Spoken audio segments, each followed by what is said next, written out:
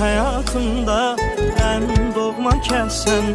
Sən varınsansa ömrümdə bəsən.